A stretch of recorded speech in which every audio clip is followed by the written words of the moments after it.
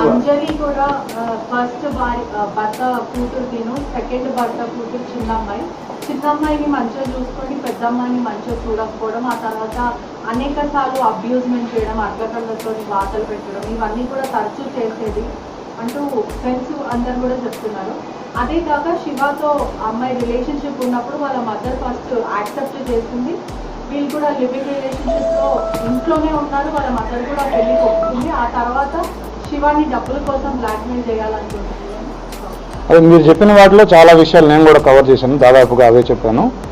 So మీరు అన్నట్టుగా ఈ అమ్మాయి ఒక 3 సంవత్సరాల క్రితం 7th క్లాస్లో ఉన్నప్పుడు పోలీస్ స్టేషన్కి వచ్చి తల్లి మీదనే కంప్లైంట్ చేసి నేను ఉండను ఈ విడితోట అని చెప్పేసి హోమ్లో ఉన్న మాట కూడా వాస్తవం, అది కూడా జరిగింది.